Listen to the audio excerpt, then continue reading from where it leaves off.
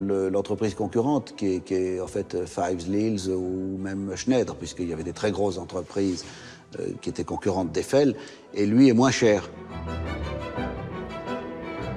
Avec son arche, Eiffel joue maintenant dans la cour des grands. Le gouvernement de la toute jeune Troisième République lui confie un projet sans même faire d'appel d'offres. Le viaduc de Garabi dans le Cantal.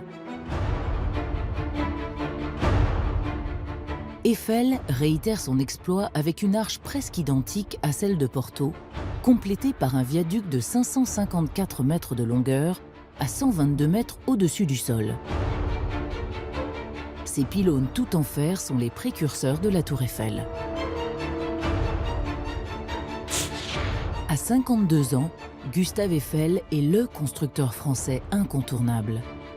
Il est devenu l'un des leaders du marché, connu pour relever les défis technologiques les plus audacieux de son époque. Je pense qu'on peut comparer Gustave Eiffel, qui était un visionnaire, à des gens comme Bill Gates ou Steve Jobs. Gustave Eiffel a inventé des procédés nouveaux, a inventé un style. Ça a été un visionnaire quand même, c'était un visionnaire extraordinaire. En 30 ans de carrière, Gustave Eiffel a déjà tout réussi. 200 ponts, une centaine de viaducs, d'innombrables charpentes métalliques, des gares, des églises. Les clients des entreprises Eiffel sont partout dans le monde. Mais la success story de Gustave Eiffel est loin d'être terminée. Il lui reste encore à construire son projet le plus spectaculaire, la plus haute tour du monde.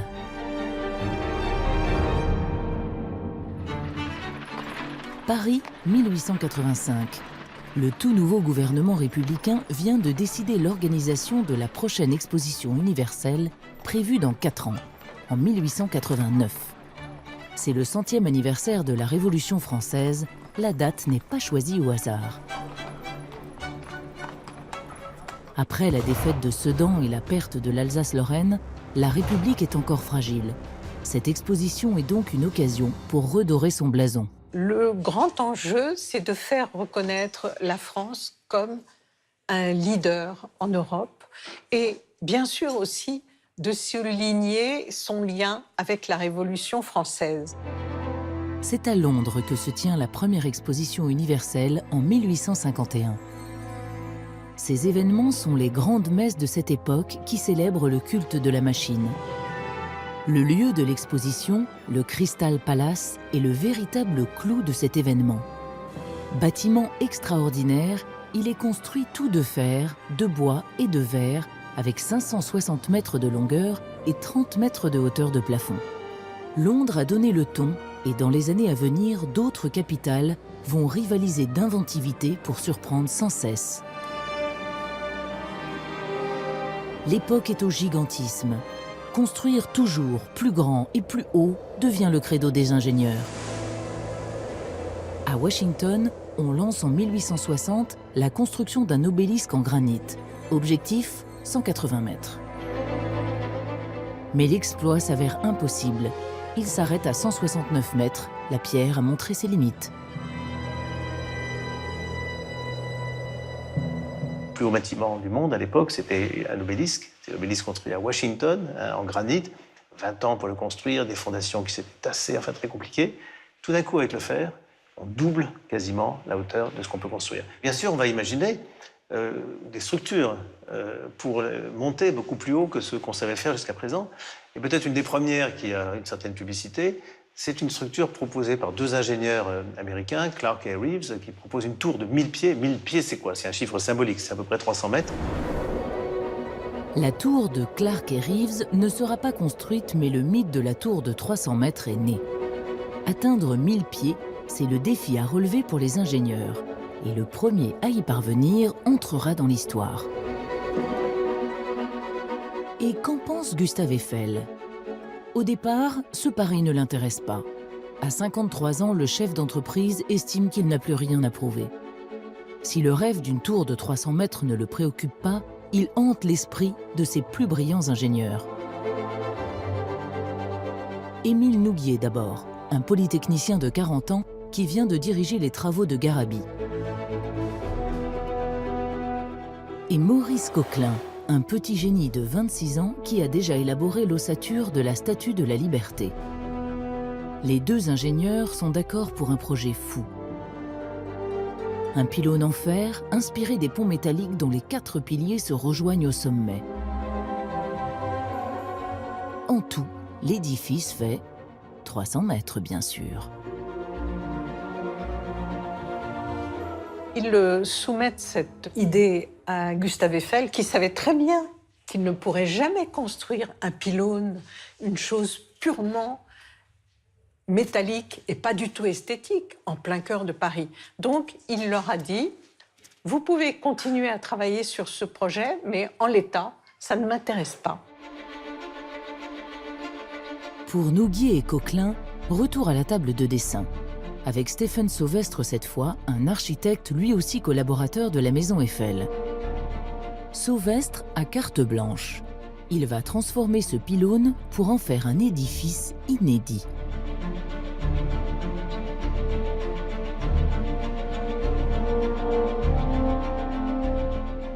Il a transformé ce pylône en une tour sur laquelle on pouvait accéder avec ses 3 étages, ses 3 plateformes, et il lui a donné cette forme en arc de la première plateforme. Il avait rajouté toute une série de grandes renommées qui jouaient de la trompette avec des ailes, enfin, typique de la Troisième République, en fait. Ça n'a pas été fait, mais il lui a donné une valeur esthétique, artistique à cette tour. Et comme ça, c'était un objet, comme une sculpture. Et bien sûr, Eiffel a tout de suite compris le parti qu'on pouvait tirer de cet objet. Et une tour de 300 mètres, il sait, grâce à son expérience, grâce aux ouvrages qu'il a déjà réalisés, certes moins haut, grâce à son équipe et à ses équipes, d'ingénieurs, de dessinateurs, de techniciens, d'ouvriers, qu'il peut la faire. Il faut encore une fois revoir la copie. Mais cette fois-ci, Eiffel met lui-même la main à la pâte.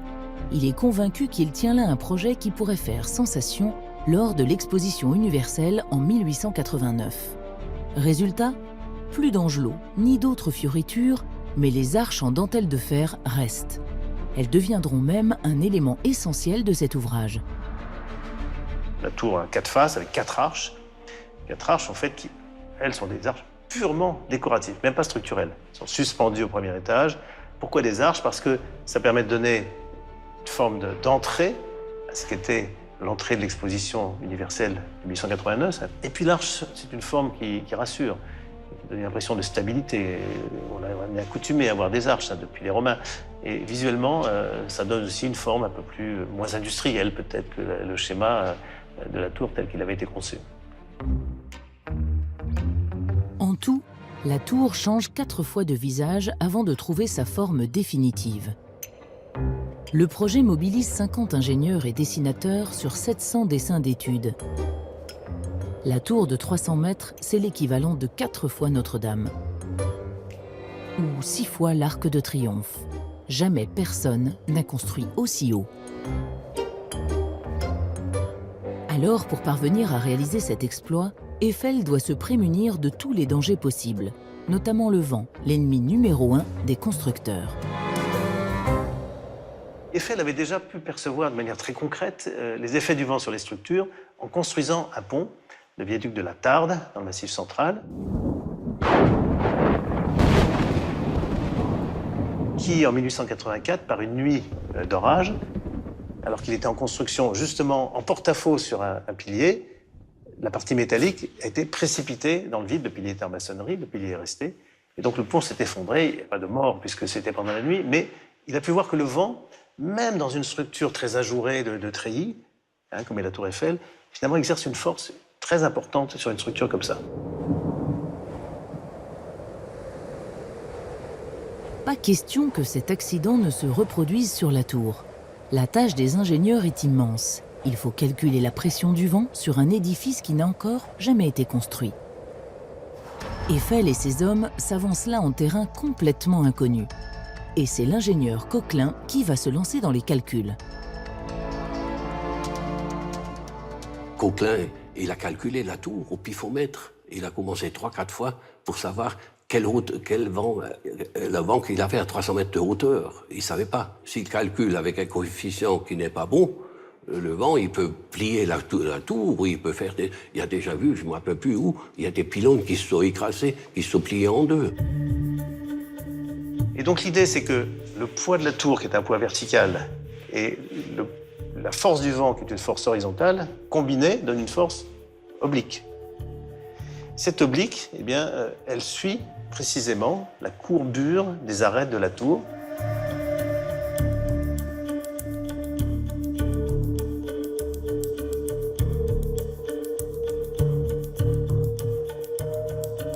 Ça a donné, par le calcul, cette forme, par petit segment assemblé, qui donne cette courbe très harmonieuse, effectivement, très caractéristique de la tour, qu'on va retrouver, même identifiable à un point extraordinaire. On fait ça, on reconnaît la tour Eiffel, et c'est ça, cette forme qui est issue directement des considérations mathématiques. Puisque la tour est le résultat des calculs mathématiques. Et comme quoi, effectivement, le calcul mathématique peut atteindre de la beauté. Eiffel est conquis et persuadé qu'il tient une idée unique et extraordinaire. Il s'empresse de racheter le brevet à ses ingénieurs. À partir de ce moment-là, le projet devient sa tour, même s'il n'oublie pas de mentionner Coquelin et Nouguier sur les documents. Mais il fallait ensuite convaincre que ce projet était faisable.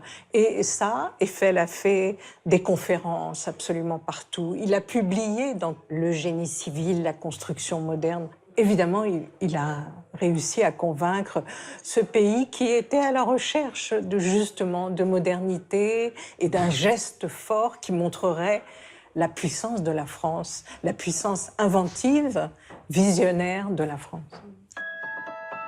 Pour Eiffel, il s'agit aussi d'évincer des projets concurrents. Le plus sérieux est une autre tour de 300 mètres, la Tour du Soleil, de Jules Bourdet, le célèbre architecte du Trocadéro. Mais son projet a un défaut. Malheureusement, il la construisait en maçonnerie.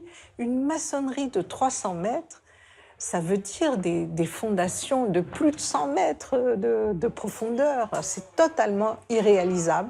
Et en plus, il ne proposait ni devis, ni façon de faire, alors que Eiffel dominait tout. Eiffel remporte le concours haut la main et signe le 26 janvier 1887 la convention avec les autorités. Parmi les signataires, le ministre Édouard Lecroix, un grand ami et défenseur du projet. Il ne faut pas oublier que Gustave Eiffel a payé 85% de la construction de la tour. Il n'a eu une subvention que d'1,5 million de francs.